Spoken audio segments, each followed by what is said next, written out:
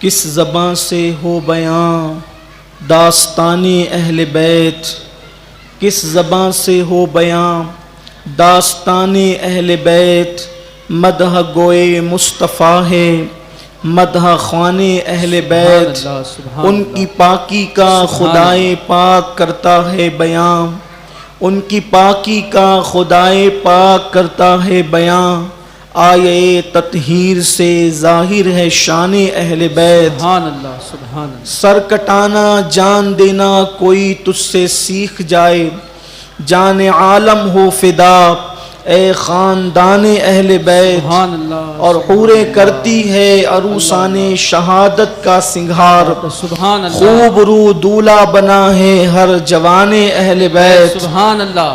اپنا سودا بیچ کر بازار سونا کر گئے، اپنا سودا بیچ کر بازار سونا کر گئے، کون سی بستی بسائی تاجران اہل بیت، کون سی بستی بسائی تاجران اہل بیت، اور ان کے گھر میں بے اجازت جبرائیل آتے نہیں، ان کے گھر میں بے اجازت جبرائیل آتے نہیں، قدر والے جانتے ہیں قدر شان اہل بیت، اور بے ادب گستاخ فرقے کو سنا دے اے حسن، یوں کہا کرتے ہیں سنی داستان اہل بیت۔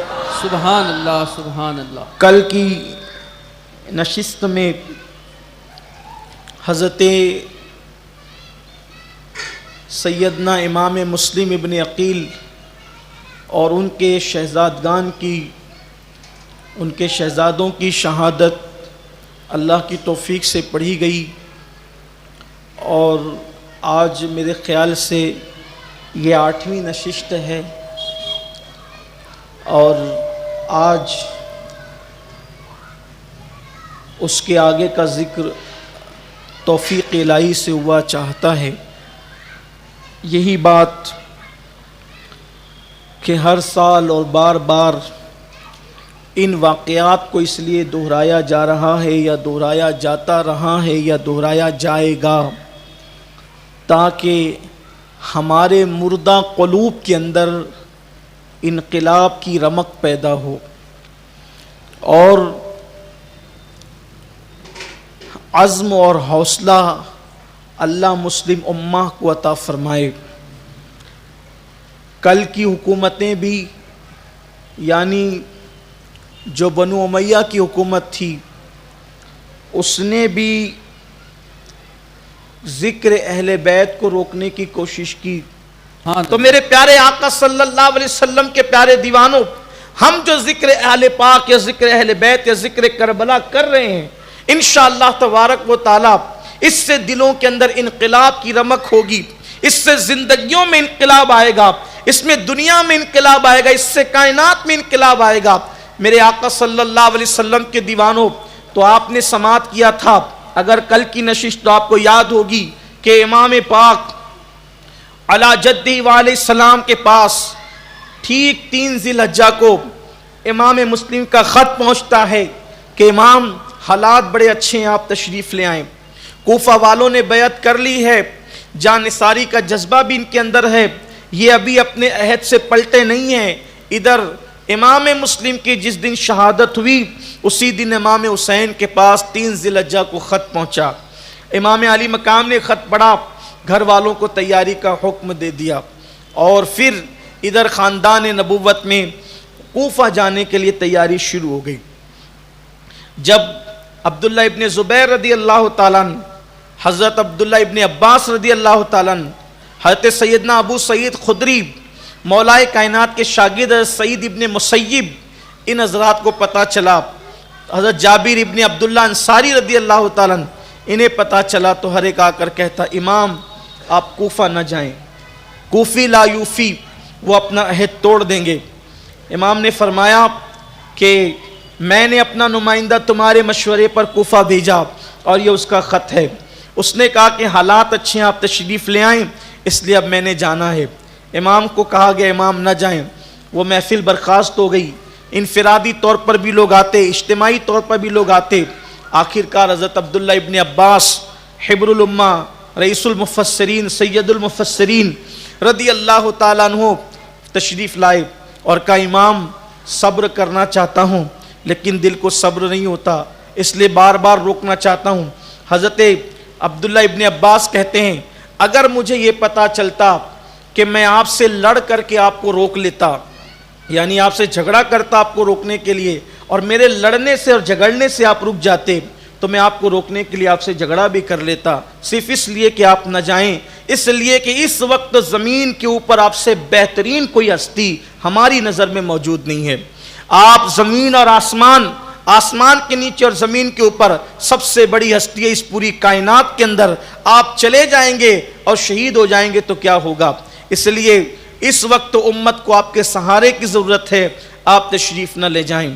جب بہت زور دیا انہوں نے اور بھی لوگوں نے زور دیا تو امام پاک نے آخر کار پھر یہ بات کہہ دی کہ میں جاؤں گا، اس کی وجہ یہ ہے کہ میں نے خواب دیکھا ہے اور خواب میں میرے نانا جان محمد الرسول اللہ صلی اللہ علیہ وآلہ وسلم نے مجھے حکم دیا ہے۔ ابن عباس رضی اللہ تعالیٰ نے کہا کیا حکم دیا ہے؟ تو حضرت امام پاک نے فرمایا وہ حکم کیا ہے وہ مجھے بتانے کی اجازت نہیں ہے، اور جب تک میں زمین کے اوپر حیات رہوں گا اس وقت تک کہ وہ خواب کا راز کسی سے بیان نہیں کروں گا، اور مجھے جو حکم ہے میں وہ کر گزروں گا۔ آپ میری ایک ایک بات پر توجہ کریں تو آپ پر کربلا کا راز منکشف ہوتا جائے گا اور بات آپ پر کھلتی چلی جائے گی انشاءاللہ۔ امام پاک نے جب یہ بات کہی اب سب لوگ عاجز ہو گئے اور حضرت ابن عباس نے امام کی پیشانی چومی اور کہا کہ امام ہم آپ کو اللہ کے سپرد کرتے ہیں۔ پھر اس کے بعد حضرت ابن عباس سے نہیں رہا گیا تو ابن عباس نے ایک تجویز پیش کی، امام اگر آپ جانا ہی چاہتے ہیں تو ٹھیک ہے آپ چلے جائیں، لیکن میری گزارش ہے کہ عورتوں اور بچوں کو ساتھ نہ لے جائیں، مجھے ڈر لگتا ہے کہ کہیں آپ اپنی بیوی اور اپنے بچوں کے سامنے ذبح نہ کر دیے جائیں اور آپ شہید نہ کر دیے جائیں، مجھے ڈر لگتا ہے، اس لیے کہ خاندان نبوت میں شہرت تھی امام علی مقام کی شہادت کی، اور اب ایسے قرائن اور آثار لگ رہے تھے کہ امام پاک کی شہادت بالکل قریب سے قریب تر ہے، اور حضرت عبداللہ ابن عباس رضی اللہ تعالیٰ عنہ جہاں پر رسول اللہ صلی اللہ علیہ وآلہ وسلم کے چچا زاد بھائی ہیں وہیں پر مولائے کائنات کے بھی وہ چچا زاد بھائی ہیں اور مولائے کائنات کے شاگرد بھی ہیں، تو بہت سارے راز کی باتیں انہیں پتہ تھی، بڑے روئے یہاں تک کہ محمد بن حنفیہ رضی اللہ تعالیٰ کو جب پتہ چلا کہ امام کوفہ کی طرف روانہ ہو رہے ہیں تو اتنا روئے کہ جس تشت میں وضو کر رہے تھے وہ آنسوؤں سے بھر گیا۔ بالآخر امام پاک نے اپنے خاندان کے ساتھ اپنے افراد کے ساتھ جو ہے وہ مکے سے کوفہ کی طرف کوچ کرنے کا ارادہ پختہ فرما لیا اور سواریاں تیار ہونے لگی۔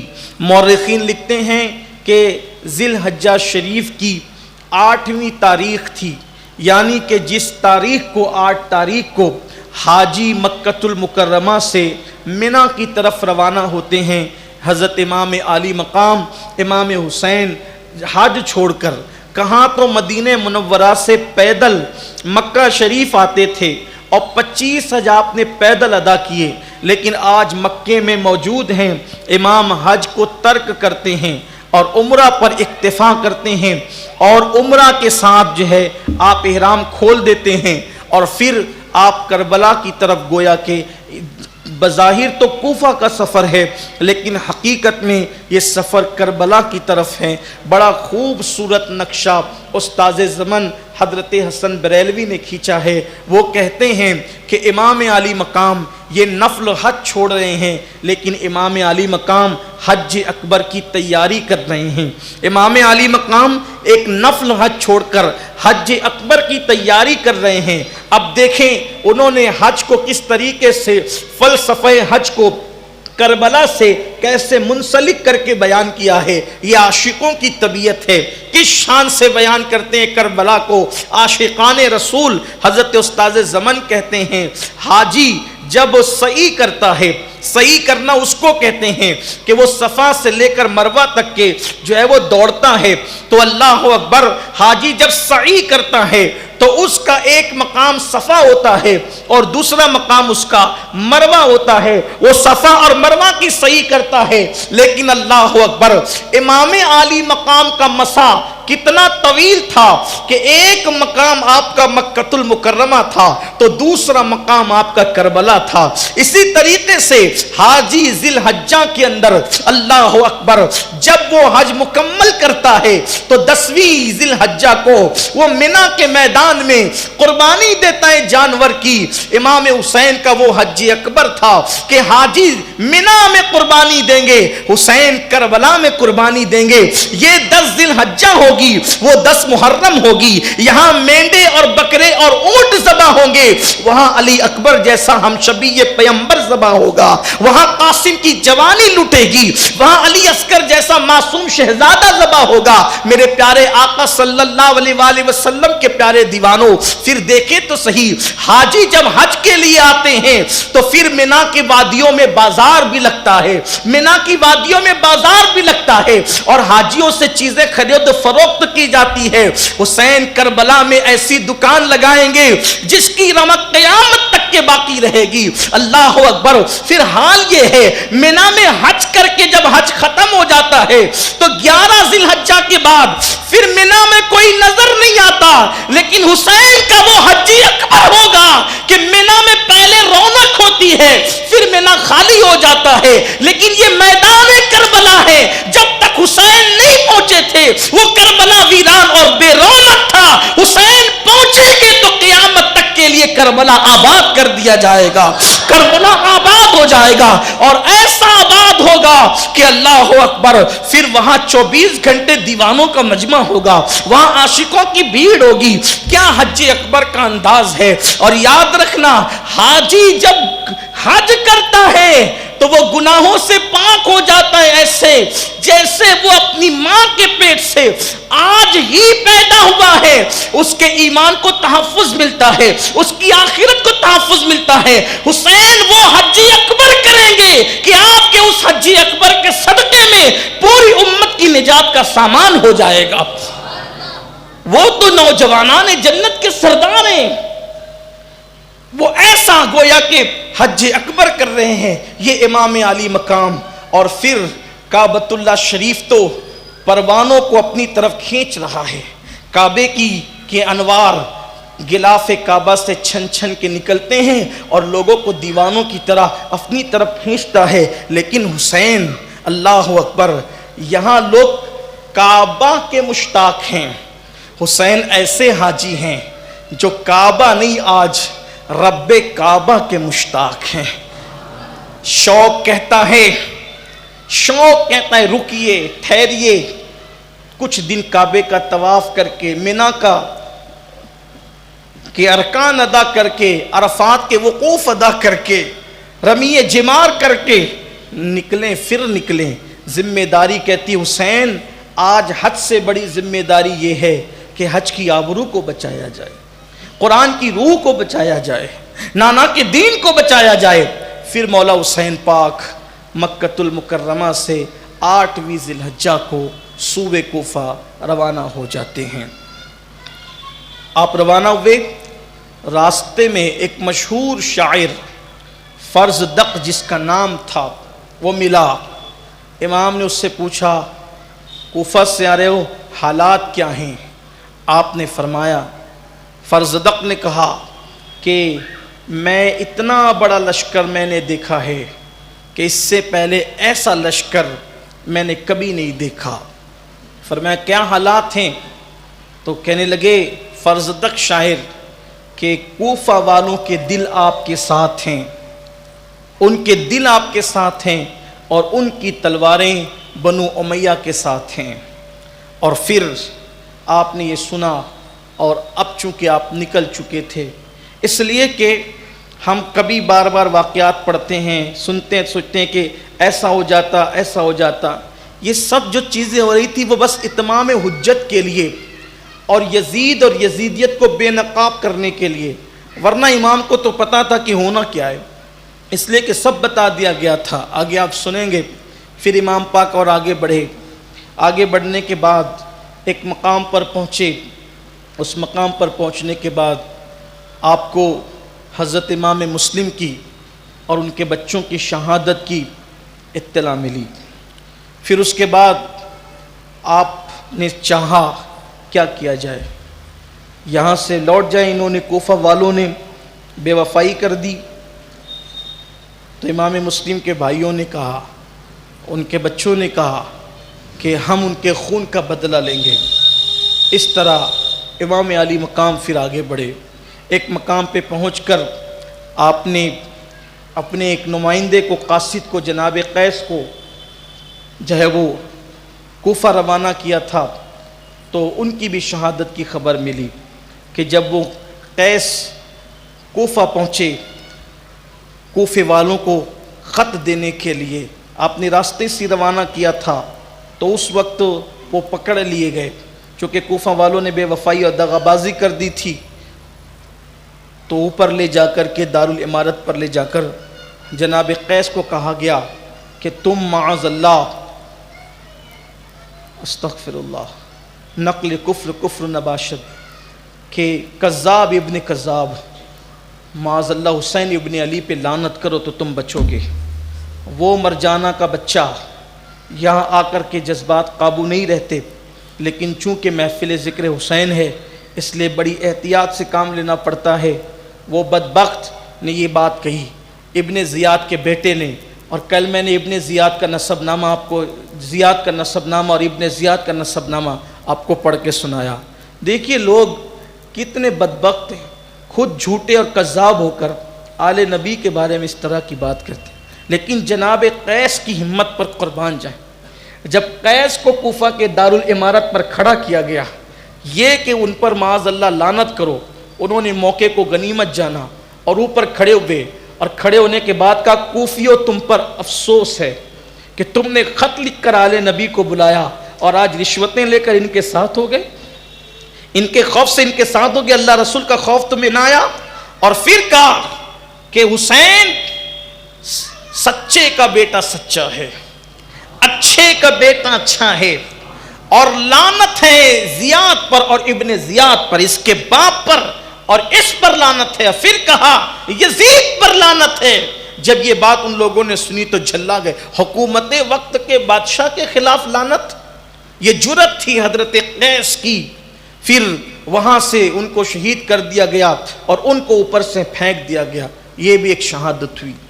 امام علی مقام پھر آگے بڑھے، جب آگے بڑھے تو ایک مقام پر آپ کو حضرت عدی ابن حاتم کے بیٹے، عدی بن حاتم تائی، یہ حاتم تائی کے بیٹے عدی، یہ صحابی ہیں، اور ان کے بیٹے حضرت طورمہ یہ نظر آئے اپنے ساتھیوں کے ساتھ۔ امام پاک سے انہوں نے ملاقات کی، اور ملاقات کرنے کے بعد انہوں نے عرض کیا کہ امام میں کوفے سے آ رہا ہوں۔ امام مسلم کی شہادت ہو گئی، ہانی کی بھی شہادت ہو گئی، اور فرمایا کہ اب آپ کوفے نہ جائیں، آپ ایک کام کریں، آپ ہمارے قبیلے کی طرف چلیں، آپ ہمارے قبیلے کی طرف چلیں جو یمن کی سرحدوں سے ملتا ہے، ہم پہاڑی علاقوں میں رہتے ہیں، وہاں کوئی نہیں آئے گا، اور صرف 20 دن کی مہلت آپ مجھے دیں، میں ایک لشکر جرار تیار کر کے آپ کے ساتھ رہوں گا اور پھر ان کو مزہ چکھائیں گے۔ امام نے فرمایا کہ اللہ تمہیں جزائے خیر دے، لیکن مجھے تو کسی اور بات کا حکم ہوتا ہے، اور آپ نے اپنے سفر کو جاری رکھا۔ امام پاک سے انہوں نے کہا کہ میں کوفہ سے اپنے بال بچوں کے اخراجات لے کر کے وطن جا رہا ہوں، تھوڑی دور پر میرا علاقہ ہے، تو میں وہ سامان پہنچا کر واپس آتا ہوں۔ طورمہ واپس آئے بھی، لیکن جب واپس آئے تو امام علی مقام کی شہادت ہو چکی تھی۔ پھر اس کے بعد کوہ ذی الحشم پر جب یہ قافلہ پہنچا تو وہاں پر آپ نے چونکہ پڑاؤ ڈالا ہوا تھا، دیکھا کہ دور سے لشکر آ رہا ہے۔ مورخین نے لکھا ہے کہ 1000 یا 1500 کا وہ لشکر تھا، اور اس کی قیادت حور بن یزید نام کے ایک شخص کر رہے تھے۔ وہ آئے اور آنے کے بعد انہوں نے امام سے کہا کہ ابن زیاد نے مجھے بھیجا ہے تاکہ میں آپ کو قید کر کے اس کے پاس لے جاؤں۔ حضرت حر نے جب یہ بات کہی کہ میں معاذ اللہ قید کر کے آپ کو لے جاؤں، امام پاک نے فرمایا حر تیری ماں تجھ پر روئے، کیا تو مجھے قیدی بنا کے لے جائے گا؟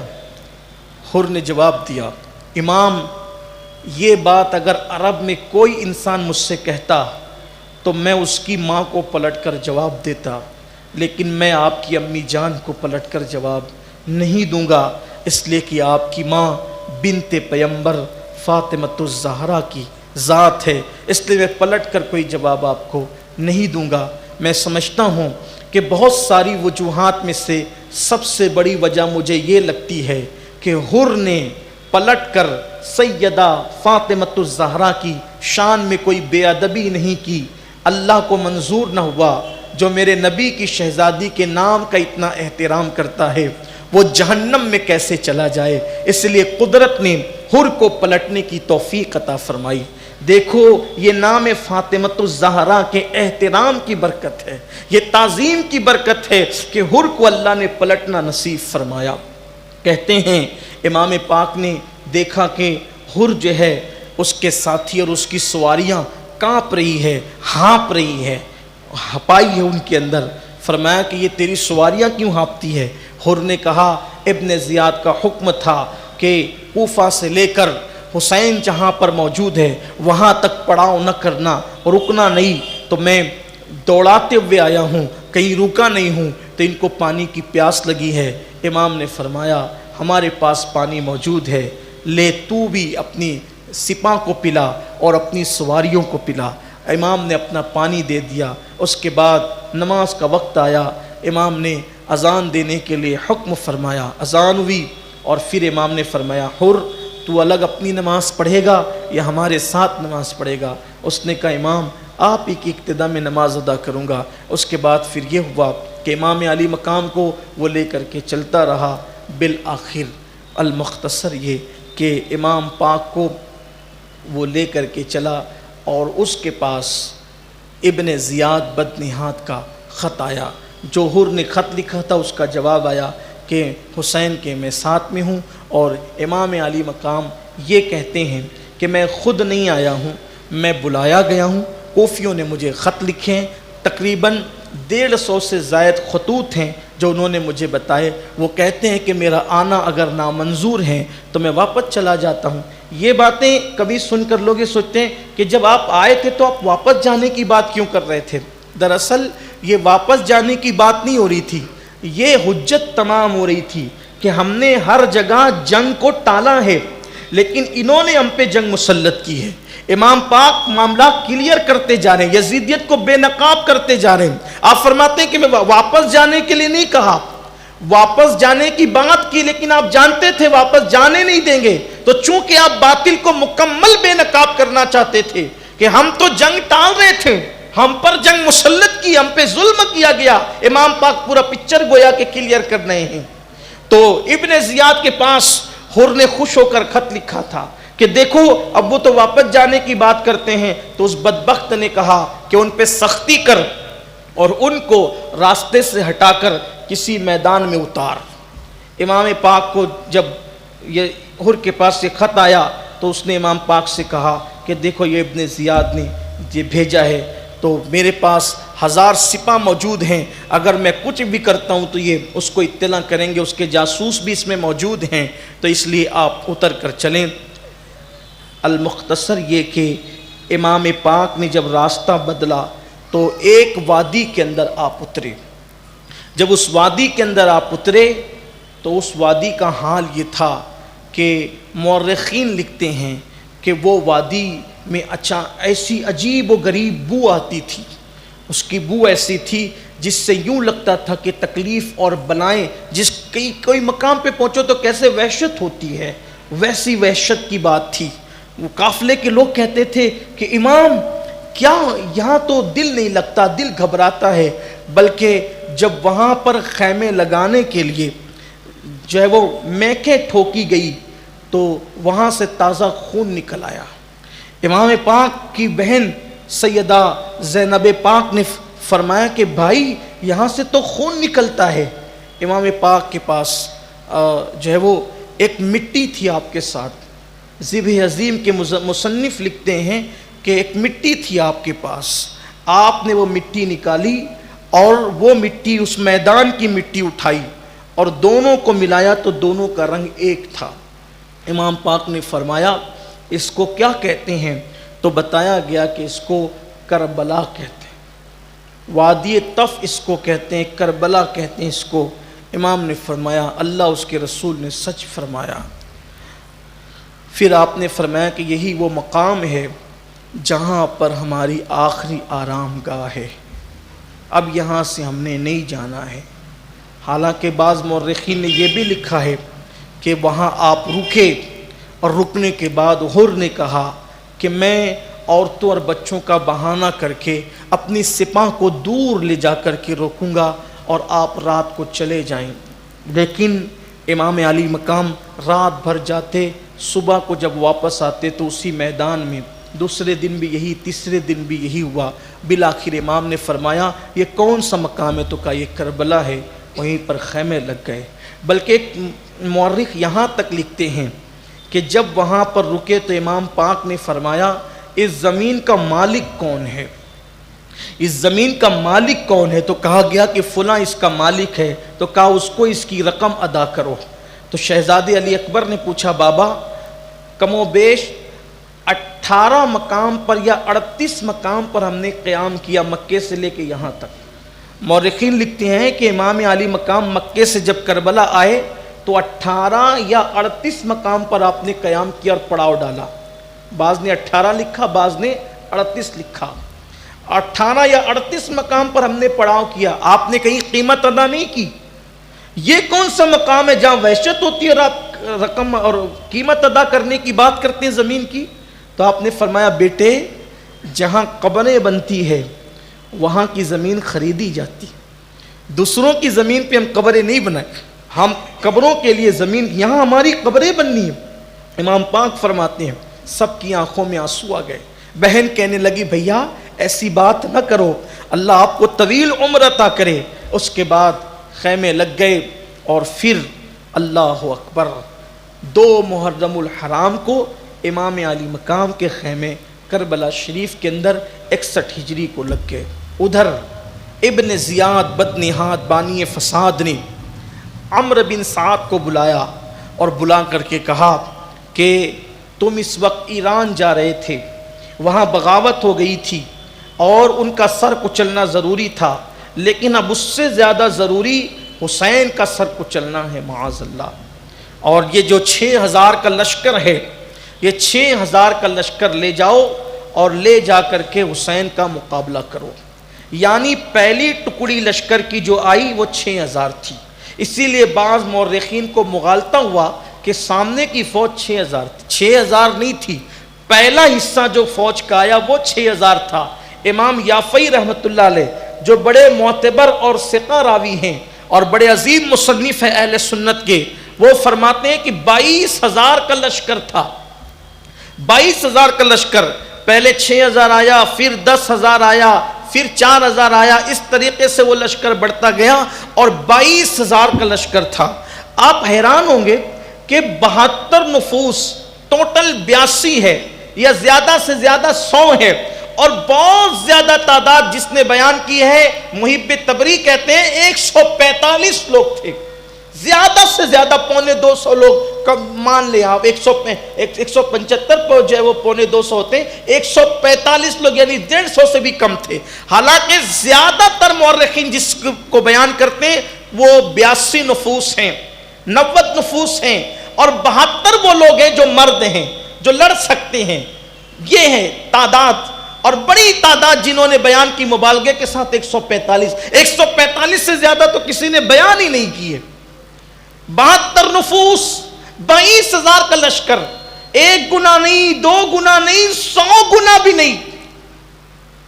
72 کا 100 گنا کتنا ہوتا ہے آپ غور فرمائیں، اور وہاں 22000 کا لشکر، کیا بات تھی؟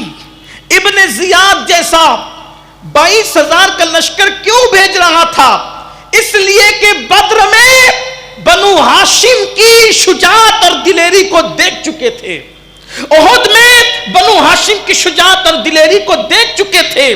تو یہاں اللہ اکبر، وہاں تو چند تھے بنو ہاشم، یہاں تو اکثریت میں، تعداد میں نبی کے شہزادے سب کے سب موجود تھے. گویا کہ پورا گھرانے کی اکثر افراد وہاں پر سمٹ آئے تھے. تو ان کی شجاعت اور بہادری سے ایسے خوف زدہ تھے کہ 72 کے مقابلے میں ان لوگوں نے جو ہے وہ 22,000 کا لشکر بھیجا. اس پر بھی بس نہیں کیا، ابھی آگے آپ سنیں گے پانی بھی بند کیا کہ بھوکے اور پیاسے رہیں تاکہ مقابلہ کرنے میں آسانی ہو. شہزادوں سے اتنا خوف تھا اس لیے کہ جانتے تھے ایک علی سے مقابلہ آسان نہیں، اور وہاں کئی علی موجود تھے. نبی کا گھر بھی کیا گھر ہے کہ اس گھر کا ہر ایک بچہ جہاں پیدا ہوا شیر خدا معلوم ہوتا ہے. حالانکہ جو اصل علی ہے اس کی بات بھی جدا ہے، اور جو نسل علی ہے اس کی بات بھی جدا ہے. میں کمپیئر نہیں کر رہا ہوں، لیکن وہاں تو علی اکبر ہیں، علی اوسط ہیں، علی اصغر ہیں. پرتوے علی کتنے ہیں؟ عباس علمدار ہیں، جناب قاسم ہیں، عبداللہ بن حسن ہیں، فضل بن علی ہیں، محمد بن علی ہیں، اون بن علی ہیں، عمر بن علی ہیں، عثمان ابن علی ہیں. علی کے کتنے بیٹے ہیں؟ میدان کربلا کے اندر گھبرائے ہوئے تھے، 22,000 کا لشکر. تو 6,000 کا لشکر دے کر پہلی ٹکڑی ابن زیاد نے کہا کہ ایران جانے کی بجائے آپ جائیں اور کربلا میں حسین کو مقابلہ کریں. عمر بن سعد جو حضرت سعد ابن ابی وقاص کا بیٹا تھا وہ تھوڑا گھبرایا. اس نے کہا کہ اس مہم پر آپ کسی اور کو بھیجیں، میں ادھر ہی جاتا ہوں. تو اس بدبخت نے کہا کہ اگر ادھر جو ہے وہ تجھے رے کی حکومت، یہ جو کتابوں میں رے لکھا ہوتا ہے تو اس سے مراد موجودہ تہران ہے. اس کو تہران بھی کہتے ہیں، تہران بھی کہتے ہیں. ہندوستان میں بھی تہرانی نسل اب تک موجود ہے، ابھی بھی ہے. اس طرف راجستھان کے اندر بعض شہروں کے اندر تہرانی نسل ابھی بھی موجود. تو کہا کہ تہران کی حکومت تجھے نہیں ملے گی، یا تو تہران کی حکومت لے، رے کی حکومت لے، اور وہ لینا ہے تو حسین سے مقابلہ کر، اور اگر ان سے مقابلہ نہیں کرتا تو وہ حکومت نہیں ملے گی. جب یہ بات عمرو بن سعد کے گھر والوں کو پتہ چلی تو گھر کے ہر فرد نے کہا کہ نبی کی اولاد کے خون میں اپنے ہاتھ نہیں رنگنا، رے کی حکومت چھوڑ دے. لیکن یہ مصیبت مول مت لے، قیامت تک لوگ تجھ پر لعنت کرتے رہیں گے، تان کرتے رہیں گے، یہ کام نہیں کرنا. وہ سوچتا رہا، اس کے بھانجے نے، اس کے بیٹوں نے بھی اس کو مشورہ دیا. لیکن انسان پر جب دنیا کا نشہ چڑھ جاتا ہے، دنیا کی محبت کا نشہ، تو پھر وہ جلدی سے مانتا نہیں ہے. اس بدبخت نے بالآخر یہ فیصلہ کیا کہ میں رے کی حکومت کے لیے حسین سے مقابلہ کروں گا، اور 6,000 کا لشکر لے کر وہ پہنچا. جب وہ وہاں پر پہنچا، امام کو پتہ چلا کہ لشکر آ گیا ہے، تو امام علی مقام نے جو ہے وہ کوئی گفتگو اس سے نہیں فرمائی. اس نے اپنا آدمی بھیجا، اور آدمی بھیج کر کے کہا کہ وہ کیوں آئے ہیں. امام نے فرمایا ہم آئے نہیں، ہم بلائے گئے. اور بلایا گیا، یہ خطوط ہیں. امام نے فرمایا کہ اگر میرا آنا ناپسند ہے تو میں تو یہ کہتا ہوں کہ میں جہاں سے مجھے واپس جانے دو. پھر امام نے فرمایا کہ اگر یہ بھی منظور نہیں ہے تو پھر مجھے ملک شام جانے دو، میں یزید سے خود بات کروں گا. بیعت کرنے کی بات تو امام نے کبھی نہیں کی. آپ نے کہا میں بات کروں گا. امام جانتے تھے کہ بیعت کرنے کے بعد بھی کچھ ہونا نہیں ہے، اور بیعت کرنے سے شریعت مطہرہ پر آنچ بھی آنی ہے اور جان بھی جانی ہے. اور اگر بیعت نہیں کرتے شریعت محفوظ ہوگی، جان جاتی ہے تو چلی جائے. امام جانتے تھے. اس لیے کہ امام حسن کے ساتھ کیا کیا گیا. امام حسن مجتبی نے تو بیعت کر لی تھی بعض مورخین کے نزدیک، اس کے باوجود بھی انہیں زہر تو دیا گیا نا، زہر تو ملک شام سے ہی آتا رہا نا۔ یزید کی کوششیں، جیسے کہ میں امام حسن کے ضمن میں بیان کر چکا ہوں کہ مروان کے ذریعے سے ملک شام سے جو ہے وہ زہر آتا رہا اور دیا جاتا رہا، کم و بیش 4 سے 5 مرتبہ زہر دیا گیا، جان تو لے لی گئی نا، جان تو اس وقت بھی لی گئی۔ تو یزید تو خاموش بیٹھنے والا نہیں تھا، اس کے لیے تو آل نبی کا وجود ہی بہت بڑی مصیبت تھی، وہ برداشت نہیں کر سکتا تھا۔ تو امام پاک جانتے تھے انجام کیا ہونا ہے، جان جاتی ہے تو چلی جائیں، شریعت کی آبرو نہیں جانے دیں گے۔ تو یزید تو یوں بھی جان لیتا تھا، جیسے امام حسن کی جان لی یزید نے، امام حسن پاک کی جان لی، امام حسین کی بھی لیتا، اس کو برداشت نہیں تھا اس بدبخت کو۔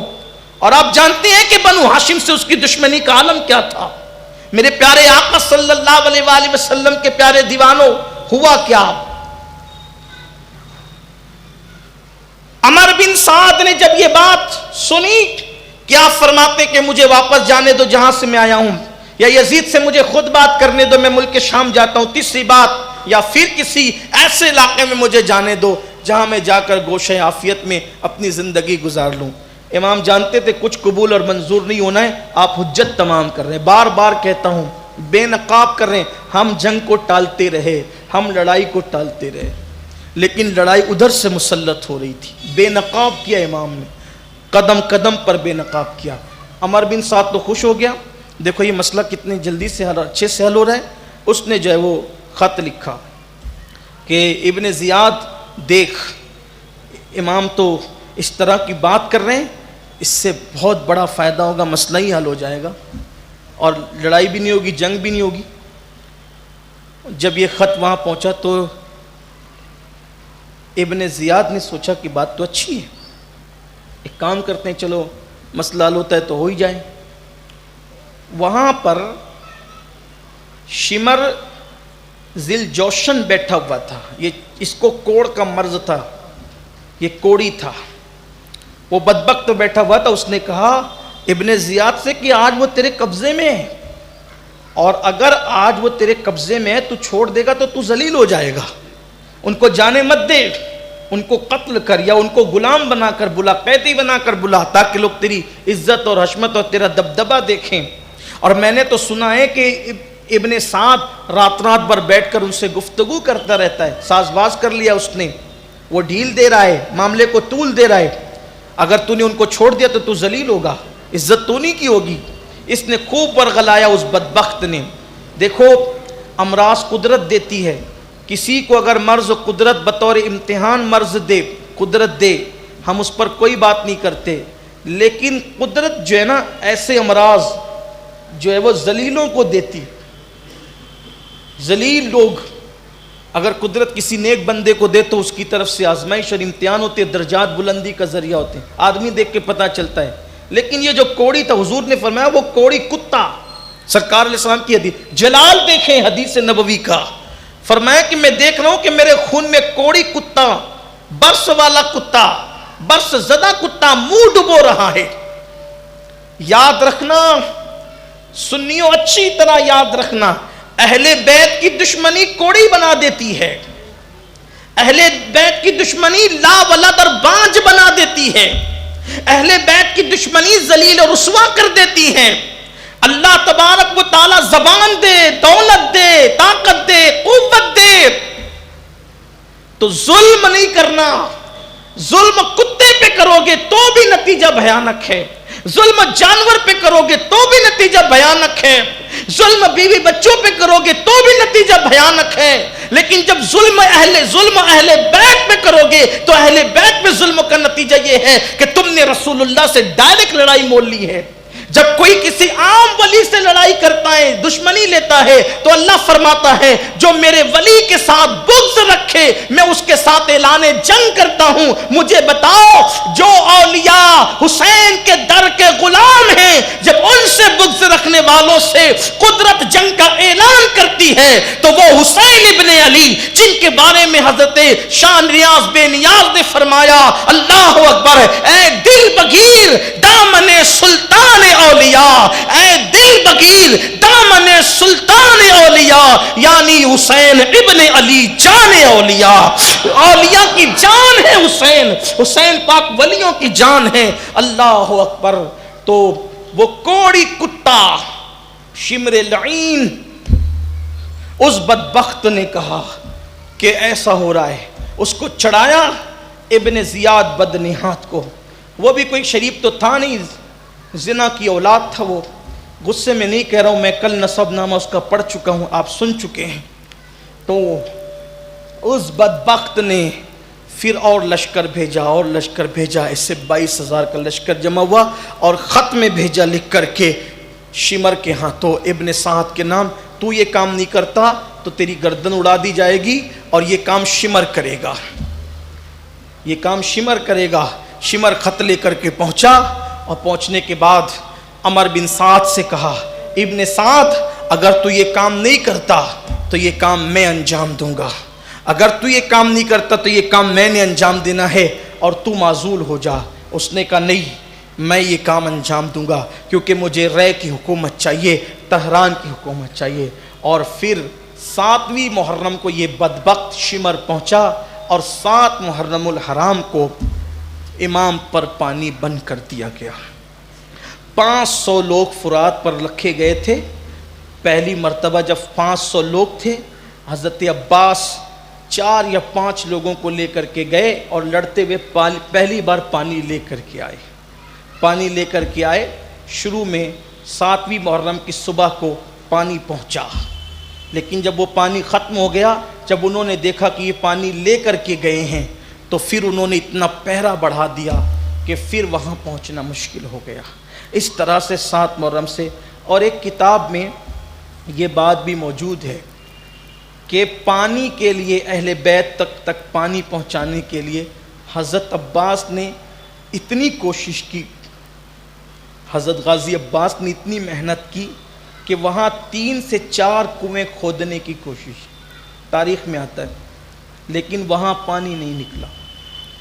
وہاں قدرت کو منظور یہی تھا، بلکہ بعض صوفیہ نے تو، یہ کتاب کی روایت نہیں ہے، یہ سینہ بسینہ ایک بزرگ نے بیان فرمایا کہ بعض بزرگوں نے تو یہاں تک کہ فرمایا صوفیہ نے کہ کربلا میں جس دن 7 محرم کو پانی بند ہوا، یہ سینہ بسینہ والی روایت ہے، اس کو قبول کرنا ہو تو کرنا، چھوڑ دینا، کتاب والی نہیں۔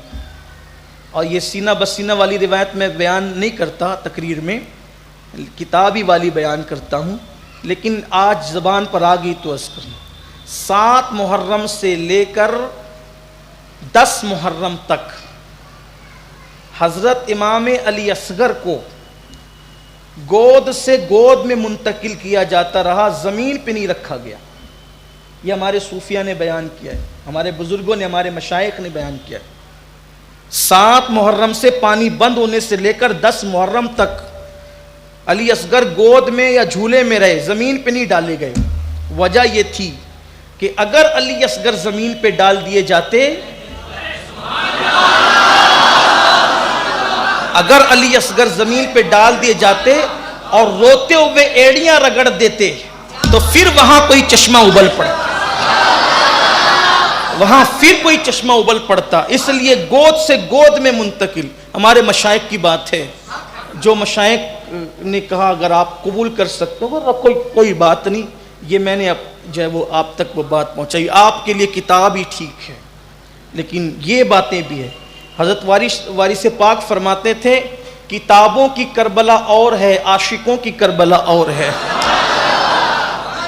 فرماتے تھے کہ اب بھی عاشقوں کو کربلا دکھائی جاتی ہے، اسی لیے تو حضرت علاؤالحق پنڈوی رحمۃ اللہ علیہ 10 دن تک کمرے میں بند ہوتے تھے۔ ہمارے اکثر مشائخ یہ 10 دن جو ہے وہ اپنے کمروں میں گزارتے تھے، کمرے میں رہ کر، اس لیے کہ ان کو کربلا دکھائی جاتی تھی۔ قدرت کی شان ہے۔ اب آپ کہیں گے کہ کربلا کیسے دکھائی جاتی تھی، ہندوستان سے یا پنڈوا سے؟ تو میں کہوں گا اس کو تو مانتے ہیں نا کہ جیلان میں کھڑے رہ کر کے غوث پاک نے عرفات دیکھا، وہ بھی بچپنے میں دیکھا۔ تو جب غوث پاک کو بچپنے میں عرفات دکھایا جا سکتا ہے تو پھر کسی کو کربلا بھی دکھایا جا سکتا ہے۔ نگاہ چاہیے، غوث پاک کی خیرات چاہیے، پھر وہ نظر آتا ہے. تو میرے آقا صلی اللہ علیہ وسلم کے دیوانوں تو پانی کی کوشش کی گئی، یہ بھی تاریخ میں موجود ہے، لیکن پانی بند تھا، اس لیے کہ قدرت بھی بتا رہی تھی کہ جس کو نوجوانوں نے جنت کا سردار بنایا ہے اس میں ظرف کتنا ہے، طاقت کتنی ہے، امتحان دینے کا حوصلہ کتنا ہے. اور 7 محرم سے پانی بند ہوا. 7 محرم گزری، 8 محرم گزری، 9 محرم گزری. 9 محرم کو شام کے وقت سورج غروب ہو رہا ہوگا، سرزمین کربلا پر سورج 9ویں کا غروب ہو رہا ہوگا. اس وقت آپ امام پاک اپنی تلوار، جو دراصل مولائے کائنات کی تلوار تھی، ذوالفقار حیدری جس کو کہتے ہیں، مولا علی کی تلوار تھی، اس وقت امام پاک کے پاس تھی. امام حسین علی جدی علیہ السلام نے اس پر ہاتھ رکھا اور یوں سر رکھا، آنکھ لگ گئی. آپ یہاں غور کریں روایت پر، سامنے لشکر ہو، لشکر نہیں، اگر 2-4 لوگوں کے ہاتھ میں تلوار بھی ہو تو کئی راتوں کا جگا ہوا آدمی بھی سو نہیں پاتا، اس کے ہاتھ میں تلوار ہے. فساد کے موقع پر آپ دیکھیں، محلے میں گاڑیاں لگی ہے، پہرے لگے، یہ لگے وہ لگے، پھر بھی لوگ رات کو جگتے ہیں، پتہ نہیں کب حملہ ہو جائے. یہ دشمن سامنے 22,000 کا لشکر، سکون کتنا ہے کہ بستر تو بستر ہے، امام علی مقام تلوار پہ ہاتھ رکھ کر بھی سو رہے ہیں. یہ کتنے سکون، پرسکون رہنے کی علامت ہے. اور یاد رکھنا، جو حق پر ہوتا ہے وہ ہمیشہ پرسکون ہوتا ہے، اور جو حق سے ہٹتا ہے وہ ہمیشہ بے چین ہوتا ہے. اسی لیے کسی نے کہا ہے کہ حسن کے 100 لباس ہیں پھر بھی وہ مطمئن نہیں. حسن کے 100 لباس ہیں پھر بھی وہ مطمئن نہیں. عشق پہن کے مست ہے یہ ایک دریدہ پیرہن، عشق پہن کے مست ہے یہ ایک دریدہ پیرہن. تو حسین پرسکون تھے، حق پر تھے، سچائی پر تھے، صداقت پر تھے. امام علی مقام تلوار پہ ہاتھ رکھ کے سو رہے، آنکھ لگی. امام پاک نے اس آنکھ لگی تھی کہ کوئی آواز سنی، گھوڑوں کے دوڑنے کی آواز سنی، جانوروں کے چلانے کی آواز سنی. امام پاک کی آنکھ کھلی تو آپ نے اپنے بھائی حضرت غازی عباس کو یاد کیا، عباس یہ کیسا شور ہے؟ سرکار عباس نے عرض کیا کہ آقا وہ لڑنے کے لیے انہوں نے اپنے گھوڑے دوڑا دیے. امام نے فرمایا ان سے کہو شام کا وقت ہے، وہ کیا چاہتے ہیں؟ کہ وہ بیعت چاہتے ہیں. ان سے کہو ایک رات کی مہلت دے دو، آنے والی شب عاشور ہے، ہم عبادت کریں، اللہ کی بارگاہ میں سجود نیاز پیش کریں، تلاوت کریں، کل صبح دیکھیں گے، ابھی مہلت دے دو. امام نے ایک رات کی مہلت دی. سیدہ زینب آئی، بھیا کیا ہوا؟ فرمایا بہن آج کی رات ہماری زندگی کی آخری رات ہے. بہن رو پڑی، ایسا نہ کہو. فرمایا ابھی آنکھ لگی تھی کہ نانا جان خواب میں آئے تھے، میں نے کہا آقا کیا ہو رہا ہے، آپ کی امت کیا کر رہی ہے؟ فرمایا حسین غم نہ کر، بہت جلد آپ ہمارے پاس آ جاؤ گے، بس ایک رات کی دیری ہے. رو پڑی سیدہ پاک، آپ نے تسلی دی. اب یہ شب عاشور ہے، یعنی کل ہمارے یہاں جو شب آئے گی شب عاشور، 61 ہجری کی شب عاشور. امام پاک نے مہلت لی. مہلت لینے کے بعد پہلے آپ نے سب کو جمع کیا، اور جمع کرنے کے بعد ایک خیمے میں، جو بڑا خیمہ تھا، اس میں سب آوان و انصار کو، اہل بیت کو، سب کو جمع کیا. اس میں سارے مرد تھے. اور امام نے فرمایا اللہ کی تعریف، اللہ کی حمد، جس نے ہمارے نانا کو سید الانبیاء اور سید العالمین بنایا، ان پہ درود و سلام. اور اس نے ہمیں اہل بیت بنایا، اس آخری نبی کی قرآن نازل کیا، قرآن سے ہمیں مکرم کیا، معظم کیا. آپ یہ سب پڑھنے کے بعد فرماتے ہیں اے میرے جانثارو، میرے ساتھیو، بات یہ ہے کہ کہ یہ میرے خون کے پیاسے ہیں. مجھے پتا ہے کہ جتنے وفادار میرے ساتھی ہیں اس وقت روئے زمین پر اتنے وفادار کسی کے ساتھی نہیں ہیں، لیکن بات اتنی ضرور ہے کہ یہ جو یزیدی اور شامی ہے یہ صرف میرے خون کے پیاسے ہیں. ایک کام کرو، تم میں کا ہر آدمی ایک ایک اونٹنی لے لے، ایک ایک سواری لے لے، اور ایک آدمی میرے ایک رشتہ دار کا ہاتھ پکڑے اور لے کر کے اس خیمے سے نکل جائے. تم چلے جاؤ، وہ تمہیں نہیں روکیں گے، تمہیں منع نہیں کریں گے، کیونکہ ان کو تکلیف مجھ سے ہے. وہ مجھے قتل کر کے مطمئن ہو جائیں گے. میں تم سے قیامت میں کوئی مواخذہ نہیں کروں گا، میں تمہارے لیے کوئی شکایت نہیں کروں گا. جاؤ تم سب چلے جاؤ، تمہاری جانیں بچ جائے گی. اور یہ کہہ کر امام نے چراغ بجھا دیا اور چراغ بجھا کر کے فرمایا اگر تمہیں میرے سامنے اٹھ کر جانے میں جھجک ہوتی ہے تو میں نے چراغ بجھا دیا، میں تم میں سے کسی کو دیکھ نہیں پاتا، جاؤ اندھیرے میں نکل کر کے چلے جاؤ. اگر قیامت تک کوفہ والوں کی بے وفائی یاد کی جائے گی تو قیامت تک ان 72 تنوں کی وفا کو بھی یاد کیا جائے گا. جب امام حسین نے چراغ کو گل کر دیا اور بجھا دیا اور دیر تک آپ خاموش رہے تو پورے خیمے سے سسکیوں کی آواز اٹھ رہی تھی اور پورا خیمہ گویا کہ سسکیوں سے گونج رہا تھا. خیمے کے اندر سسکیاں سسکیاں تھی. بہت دیر گزرنے کے بعد جب چراغ روشن کیا گیا تو کوئی ایک بھی کم نہیں تھا. حضرت مسلم ابن اوسجہ اسدی کھڑے ہو کر کہتے ہیں امام آپ یہ سمجھتے ہیں کہ ہم آپ کو ان برے حالات میں چھوڑ کر چلے جائیں گے اور آپ کے بعد جینے کا مطلب کیا ہے؟ غازی عباس کہتے ہیں میرے آقا ہم تو دنیا میں آئے اس دن کے لیے تھے کہ ہم حسین کے قدموں پر اپنی جانوں کی نظریں پیش کر دیں گے. حضرت مسلم ابن عقیل کے بیٹے، مولائے کائنات کے اور دوسرے شہزادے امام قاسم سب کے سب امام سے کہتے ہیں جب تک ہمارا وجود ہے ہم آپ کو چھوڑ کر نہیں جائیں گے. اور ہم لوگوں کو کیا جواب دیں گے کہ ہم نے دشمن کے نرغے میں آپ کو چھوڑ کر چلے گئے؟ بی بی زہرا کو کیا منہ دکھائیں گے؟ رسول اللہ کو کیا منہ دکھائیں گے؟ امام جب تک ہم ہیں، آوان و انصار نے کہا آپ تو آپ ہیں، آپ کی کسی اولاد پر بھی ہم حرف نہیں آنے دیں گے، غبار نہیں اڑنے دیں گے. امام نے سب کو دعا دی اور دعا دینے کے بعد فرمایا جاؤ اپنے اپنے خیموں میں چلے جاؤ اور اللہ کی بارگاہ میں عبادت کرو، توبہ استغفار کرو، درود پڑھو اور اس طرح آہوزاری کر کے اپنی رات کو گزارو. سنیو میں بھی آپ سے کہتا ہوں کل کی شب عاشور ہے، توبہ استغفار دعائیں خوب کرنا، ادھر ادھر گھومنا پھرنا آوارہ گردی کرنا سب چھوڑو. امام کو عبادت کتنی پسند تھی کہ امام نے عبادت کی خاطر ایک رات کی مہلت لی. پھر اس کے بعد آپ خواتین کے خیمے میں گئے. سیدہ زینب اپنے بھائی کا ہاتھ پکڑ کر رونے لگی، بھیا کیا ہمارے خیمے اجڑ جائیں گے؟ آپ نے فرمایا بہن صبر کرو، سالار قافلہ اب اس قافلے کی تم ہی ہو.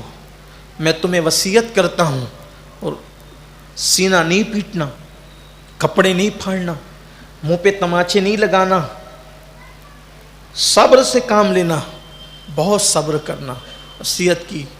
اور حمید بن مسلم کہتے ہیں کہ میں نے شب عاشور امام حسین کے جب خیمے میں دیکھا تو بڑی مدھم آواز سے امام حسین قرآن کی تلاوت کر رہے اور مسلسل رو رہے تھے، آنکھوں میں آنسو تھے. یعنی تلاوت سے کتنا پیار تھا، قرآن سے کتنا پیار تھا، قرآن سے کتنی محبت تھی. میں صرف یہاں آپ سے پوچھنا چاہتا ہوں ان حسینیوں سے اور دنیا بھر میں جہاں تک میری آواز پہنچ رہی ہے وہاں تلاوت کے لیے مہلت مانگی دشمن سے، عبادت کے لیے. ذرا سوچیں آج سے پہلے کب ہم نے قرآن کھولا تھا اور کب تلاوت کی تھی؟ قرآن سے ہم کتنا دور ہو گئے. آپ غور کریں تو یاد بھی نہیں آئے گا کہ ہم نے آج سے پہلے قرآن کب کھولا تھا اور کب قرآن کھول کے پڑھا تھا. حمید بن مسلم کہتا ہے کہ میں نے تلاوت کی آواز سنی اور بہت خوبصورت تھی امام کی آواز. بہرحال وہ شب عاشور گزری اور گزرنے کے بعد پھر صبح نمودار ہوئی. وہ عاشور کی صبح تھی 61 ہجری کی، جس کو قیامت تک کے لیے لوگ یاد رکھیں گے، دوست اور دشمن سب یاد رکھیں گے۔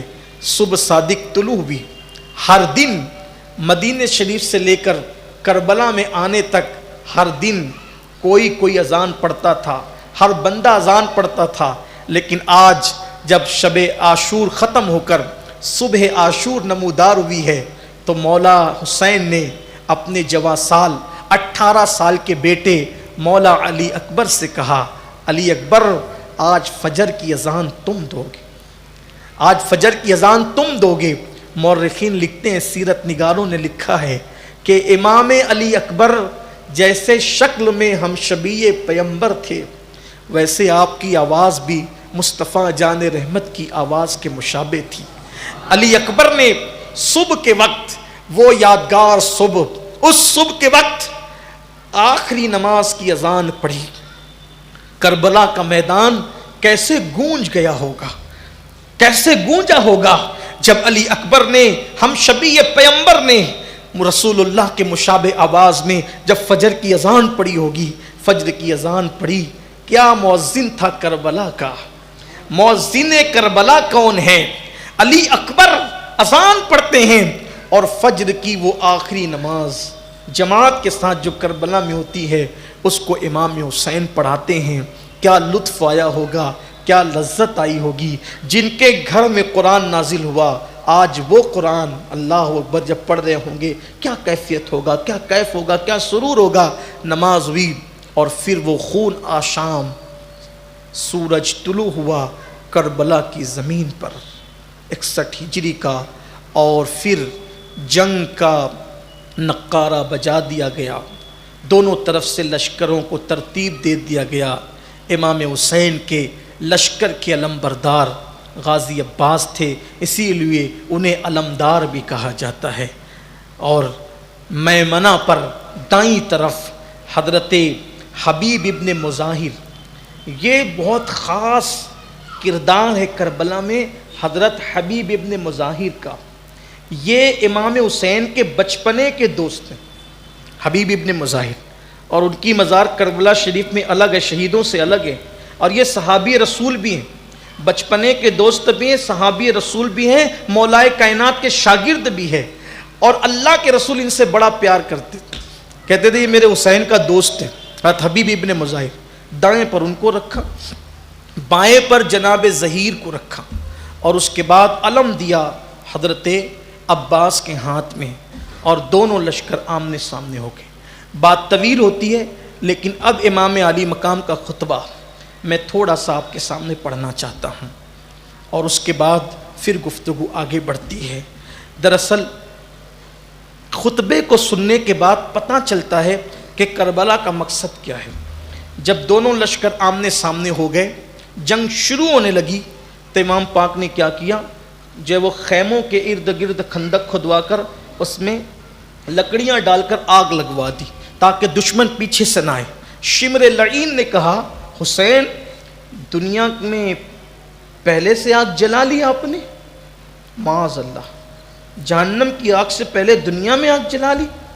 تو حضرت مسلم بن اوسجا نے کہا، امام اجازت دیں، یہ ابھی اپنے نرغے میں ایک تیر چلاؤں گا تو ڈھیر ہو جائے گا۔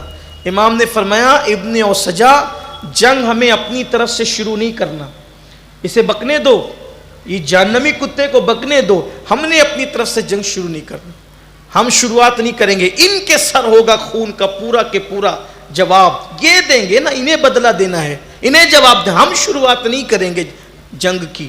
اور اس کے بعد امام اونٹنی پر بیٹھے، اونٹنی پر بیٹھ کر اس وقت جب آپ خطبہ دینے کے لیے آئے تو آپ کے سر پہ رسول اللہ کا امامہ تھا، آپ کے ہاتھ میں مولائے کائنات کی تلوار تھی۔ مورخ لکھتا ہے کہ آپ اونٹنی پر بیٹھ کر آئے اور دونوں لشکر کے بیچ میں کھڑے ہوئے، اور کھڑے ہو کر کے آپ نے حمد و صلات پڑھی، اور حمد و صلات کے بعد کہا، کوفے والو، شامیوں، جانتے ہو یہ امامہ کس کا ہے؟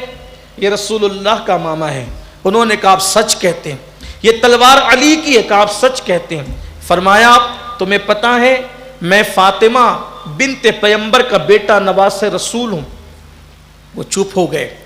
فرمایا کہ کیا تمہیں نہیں پتا کہ میرے نانا نے کہا تھا کہ حسن اور حسین جنتی جوانوں کے سردار ہے، اور اہل سنت کی آنکھ کی ٹھنڈک ہے. یہ نہیں کہا تھا میرے نانا نے, چپ ہو گئے. میں خود آیا ہوں. آپ فرماتے ہیں کہ میری فضیلت اللہ کے رسول نے بیان کی ہے, اور میں نے اپنی ہوش سنبھالنے کے بعد اپنی زبان سے کبھی جھوٹ نہیں بولا. میں یہ سب باتیں سچ کر رہا ہوں. نبی کا نواسا ہوں, نبی کا ماما پہن کر آیا ہوں, ہاتھ میں ذوالفقار حیدری ہے, میں نبی کی بیٹی کا بیٹا ہوں. میری فضیلت میں میرے نانا نے حدیثیں بیان کی ہے. اور اگر تم کو ایسا لگتا ہے کہ میں صحیح نہیں کہہ رہا ہوں تو اس وقت تو حضرت جابر ابن عبداللہ انصاری زندہ ہے, ان سے پوچھو, انہوں نے سنا ہے اپنے کانوں سے. ابو سعید خدری موجود ہے, ان سے پوچھو, وہ تمہیں بتائیں گے. رسول اللہ کے جو صحابہ نے یہ فرامین سنے وہ موجود ہیں, وہ تمہیں بتائیں گے کہ میری فضیلت میرے نانا نے کیا بیان کی ہے.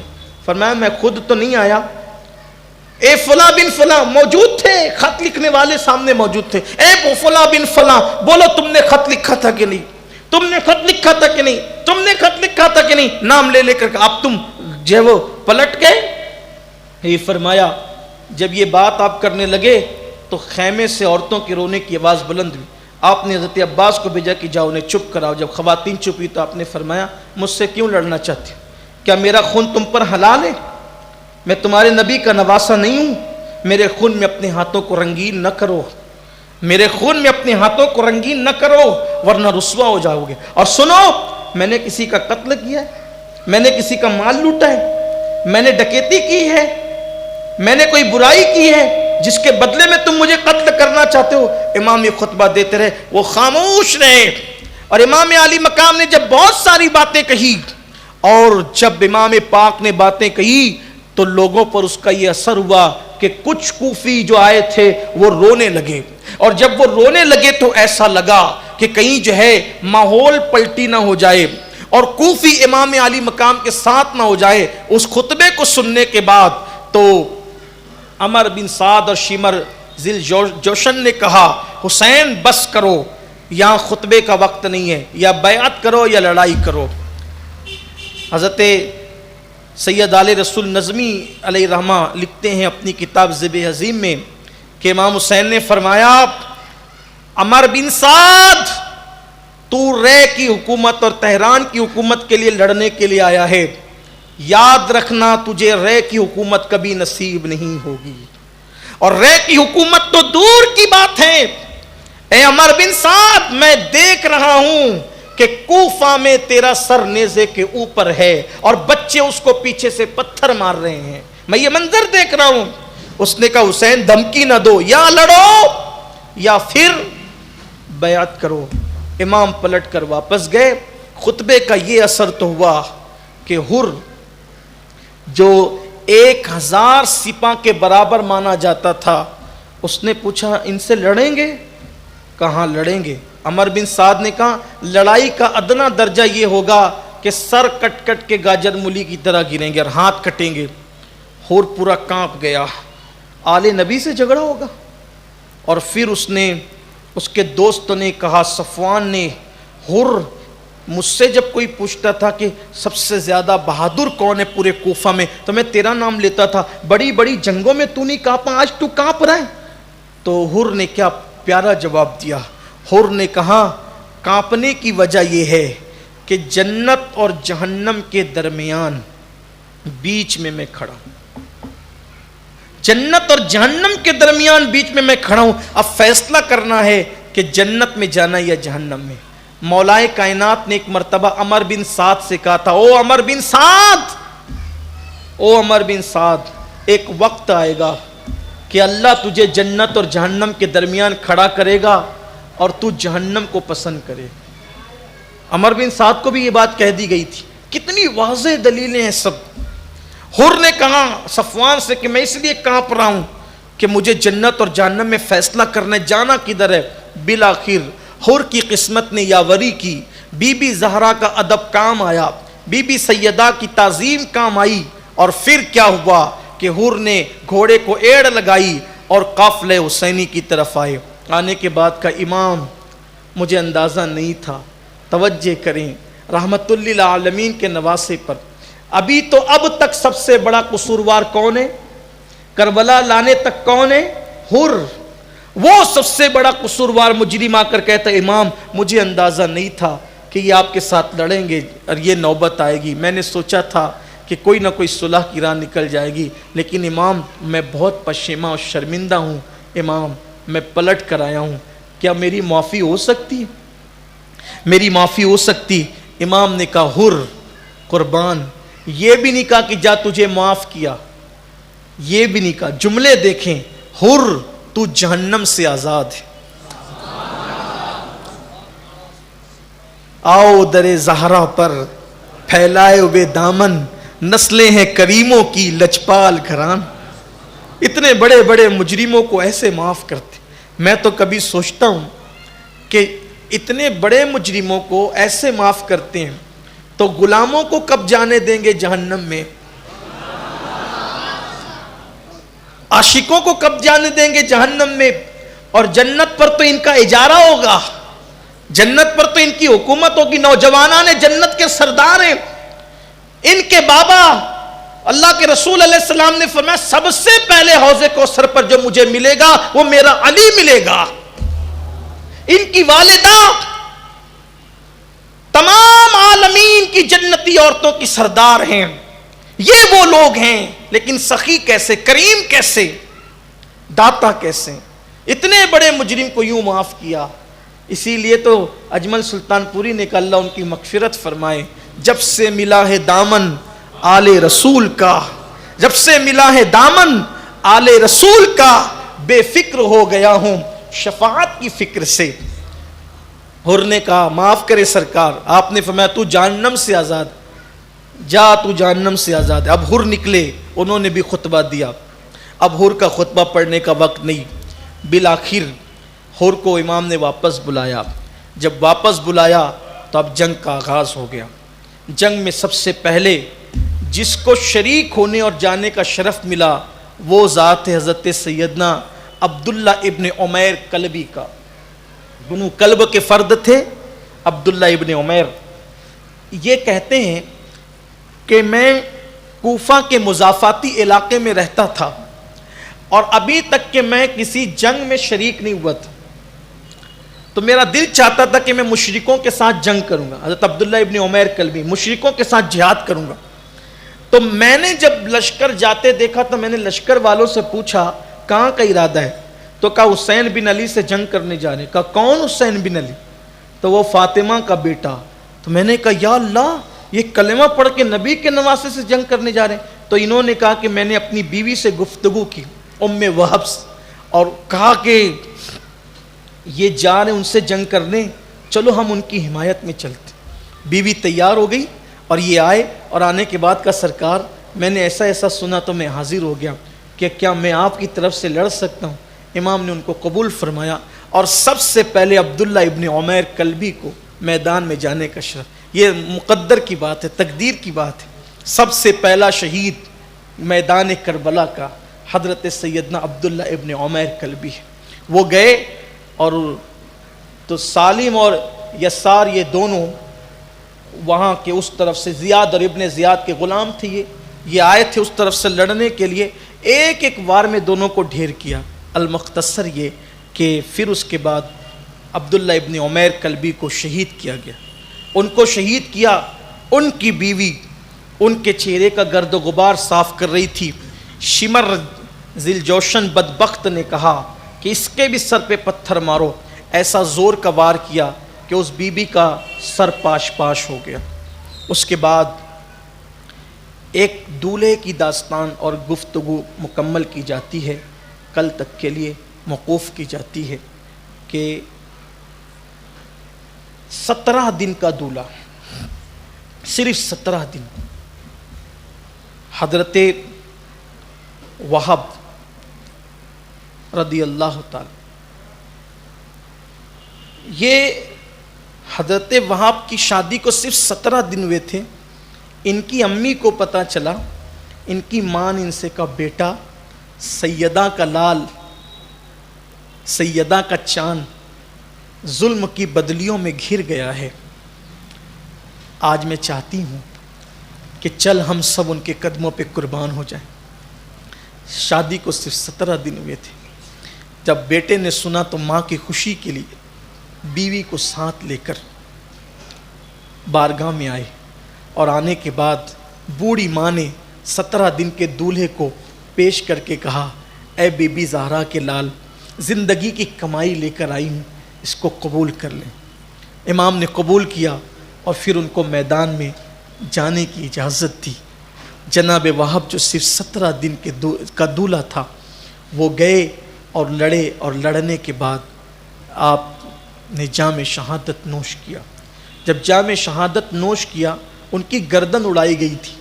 جب گردن اڑائی گئی تھی تو وہ گردن اڑی تو بوڑھی ماں، خواتین بھی سن رہی، مجھے پتہ چلا ہے، مجھے معلوم ہوا ہے، کل احباب نے بتایا کہ 78 ملکوں میں لوگ دیکھ رہے تھے یہ گفتگو، تو میری آواز جہاں تک پہنچ رہی ہے میں سب کی توجہ چاہتا ہوں کہ بوڑھی ماں، عورتیں خاص طور پہ توجہ، جب 17 دن کے دولہے کا سر، جوان بیٹے کا سر کٹ کے ارض کربلا پر گرا تو بوڑھی ماں نے اس سر کو اٹھایا اور اٹھا کر سینے سے لگایا، اور سینے سے لگا کر کے چوما، اور پھر کہتی ہے اللہ تیرا شکر ہے کہ بی بی زہرا کی بارگاہ میں سرخ روح ہو گئی۔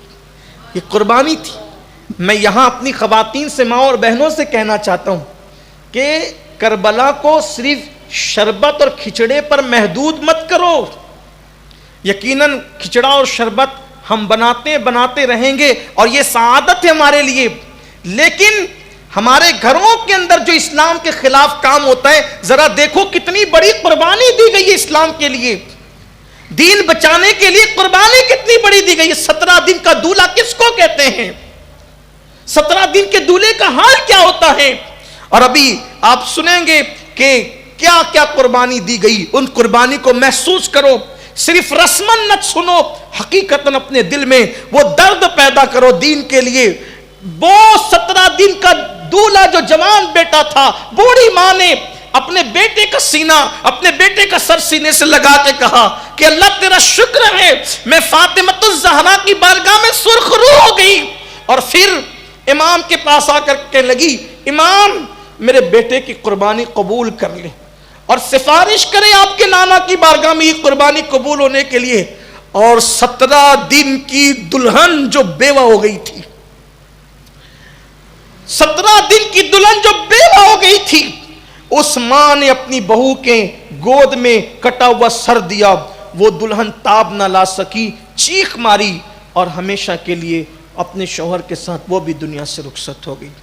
ایک دوسرا دولہا جس کی شادی کو ابھی چند دن گزرے تھے، جناب ہلال، یہ تاریخ آپ کے ساتھ، شادی ہو چکی تھی، چند دن گزرے تھے حضرت ہلال کے، بیوی سے کہا پتہ چلا ہے کہ شہزادے رسول اس وقت جو ہے وہ کربلا میں ہے، چلو چلتے ہیں اور ان کے قدموں پہ جان دے دیتے ہیں۔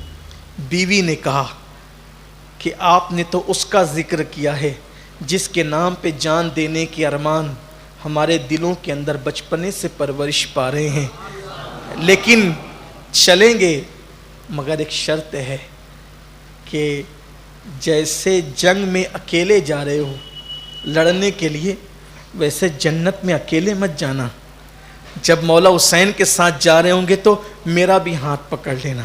دونوں دولہا دلہن میاں بیوی امام کے پاس آئے اور آ کر کے انہوں نے اجازت چاہی، حضرت ہلال نے، مولا نے اجازت دے دی، قبول کر لیا، بیوی نے ہاتھ پکڑ لیا شوہر کا، کہا امام آپ تو مالک جنت کے شہزادے ہیں، آپ وعدہ کر لیں کہ یہ اکیلے جا رہے ہیں لڑنے کے لیے، میں نہیں لڑ سکتی، مجھ پہ جہاد نہیں، لیکن جب یہ جنت میں جائیں گے تو اکیلے نہیں بلکہ مجھے ساتھ لے جائیں گے۔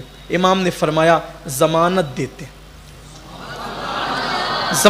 دیتے ہیں کہ یہ تمہیں جنت ساتھ لے جائیں گے، اور جناب ہلال لڑے اور لڑتے لڑتے وہ بھی شہید ہو گئے۔ انہوں نے بھی جام شہادت نوش فرمایا، اور جب انہوں نے جام شہادت نوش فرمایا تو بیوی آگے بڑھی اور اس نے بھی لڑنے کی کوشش کی، امام نے ان کو منع فرما دیا۔ یہاں تک کہ کربلا کی داستان، ہمارا وقت تو چونکہ ہو گیا ہے اس لیے میں نے بات، بلکہ 10 منٹ آج زیادہ بھی ہو گئے، میں نے بات مکمل کر دی۔ اب کل شب عاشور ہوگی، اللہ نے توفیق دی اور وقت میں برکت رہی اور آپ کی ہمت سلامت رہی تو کل ساری شہادتیں اللہ کی توفیق سے پڑھ دی جائے گی۔ اللہ تعالی ہم سب کی اس حاضری کو قبول فرما لے۔ اللہ جب تک زندہ رہے ہماری آل اولاد سلامت رہے اور نبی اور آل نبی کی محبت کے ساتھ سلامت رہے، عشق رسول اور عشق اہل بیت کے ساتھ سلامت رہے، تعظیم صحابہ اور محبت اہل بیت کے ساتھ اللہ ہماری نسلوں کو قیامت تک دوام عطا فرمائیں۔ محبت سے پوری دنیا بھر میں جو لوگ سن رہے ہیں اللہ بی بی زہرا کے لالوں کے صدقے سب کی ہر مصیبت کو دور کرے، سب کی بلاؤں کو دور کرے، سب کی پریشانیوں کو دور کرے۔ زہرا کے لال کے غم میں رونے والوں کو اللہ دنیا اور آخرت کے ہر غم سے محفوظ فرما لے۔ اللہ ہم سب کو نبی اور آل نبی کے غم کے سوا دونوں جہان کے غموں سے نجات عطا فرمائیں۔ جن کی روزیاں تنگ ہے اللہ سب کی روزے میں برکت دے دے، جو بے اولاد ہے کربلا والوں کے سب کے اللہ سب کو اولاد دے دے، جن کی تقدیریں جو ہے وہ تقدیروں پہ لوگ روتے ہیں اللہ سب کے سوئے مقدر کو بیدار کر دے، اور اللہ ہم سب کو ایمان پر زندہ رکھے، ایمان پر موت عطا فرمائے۔ بالخصوص سنی دعوت اسلامی جو آپ کی اور ہم سب کی تحریک ہے، اللہ تبارک و تعالی اس تحریک کو دوام عطا کرے، اس تحریک کے منصوبوں میں جو منصوبے اللہ سب کو کامیابی کے ساتھ ہمکنار فرمائے۔ ایک اعلان سن لیں اور اس کو عام بھی کریں کہ عاشورہ کے دن انشاءاللہ جو عاشورہ کا دن ہوگا اس سال شہر مالیگاؤں میں ایک تاریخی کام ہونے جا رہا ہے اللہ کی توفیق سے، کہ سنی دعوت اسلامی جو آپ کی اپنی تحریک ہے، سنی دعوت اسلامی کے زیر اہتمام اپنے شہر میں 7 مسجدوں کا افتتاح ہونے جا رہا ہے۔ سبحان اللہ، سبحان اللہ، سبحان۔ یہ مالیگاؤں جب سے بسا ہے اس دن سے لے کر عاشورہ تک میری اپنی معلومات میں یہ پہلا اتفاق ہے کہ ایک ساتھ 7 مسجدوں کا افتتاح ہو رہا ہے، ایک ساتھ، سبحان، ایک ہی دن میں 7 مسجدوں کا افتتاح، اور فقیر کو تو 8 مسجدوں کا افتتاح کرنے کا شرف حاصل ہو رہا ہے۔ 7 مسجدیں سنی دعوت اسلامی کی، ایک مسجد جو ہے وہ سنی اشرف اکیڈمی کی طرف سے، یعنی 8 مسجدوں کا افتتاح ہوگا انشاءاللہ۔ 7 مسجدیں جس میں سے سنی دعوت اسلامی نے تعمیر کی ہے۔ اللہ تعالیٰ وقف کرنے والوں کو جزائے خیر دے۔ اپنا مشن یہ ہے جو نئے محلے بنتے ہیں غریب بستی میں وہاں پر مسجد تعمیر کی جائے تاکہ نماز پڑھنے کے لیے آسانی ہو، تو انشاءاللہ تبارک و تعالیٰ 7 مسجدوں کا افتتاح ہو رہا ہے۔ آپ اس میں دعا کریں کہ اللہ برکت دے، اور جتنے سنی دعوت اسلامی کے کارکنان ہیں، اراکین ہیں، اللہ سب کو مزید قوت طاقت دے، قوت حیدری دے، اللہ سب کو حوصلہ دے، ہمت دے کہ یہ نوجوان رات دن محنت کر رہے ہیں۔ اور جتنے آپ لوگ موجود ہیں آپ سے بھی کہتا ہوں کہ آپ اپنے کاروبار کے لیے ٹائم دے رہے ہو، گھر کے لیے ٹائم دے رہے ہو، تھوڑا دین کے لیے بھی وقت نکالو، سنی دعوت اسلامی سے جڑو۔ چند نوجوان ایکٹیو ہو گئے، متحرک ہو گئے تو دیکھو اللہ کا شکر ہے کتنا کام ہو رہا ہے۔ چند نوجوان ایکٹیو ہو گئے، اگر آپ سب سنی دعوت اسلامی سے جڑ کر جو الگ الگ شعبہ جات اس میں کام کرو گے تو پھر مالیگاؤں کا نقشہ ہی بدل جائے گا انشاءاللہ۔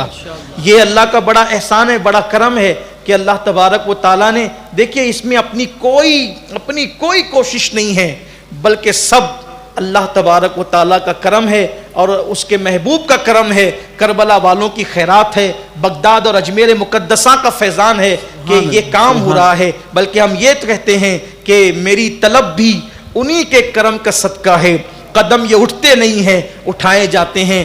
جن 7 لوگوں نے مسجد کی زمینیں وقف کی ہے اللہ تبارک و تعالیٰ ان سب کے رزق میں، کاروبار میں برکتیں عطا فرمائیں۔ اور آپ سے بھی کہتا ہوں اللہ آپ کو نوازے تو اپنے ماں باپ کے نام سے، دادا دادی کے نام سے، مرحومین کے نام سے جو نئے علاقے بس رہے ہیں وہاں پلاٹ خرید کر سنی دعوت اسلامی کے پاس آئیے، وقف کیجئے تاکہ ہر علاقے کے اندر مسجدیں قائم ہو اور لوگوں کے ایمان اور عقیدے کا تحفظ ہو۔ گفتگو کے درمیان کوئی غلطی ہو تو اللہ معاف فرمائیں۔ استغفر اللہ ربی من کل ذنب واتوب الیہ وما علینا الا البلاغ۔ السلام علیکم ورحمۃ اللہ وبرکاتہ۔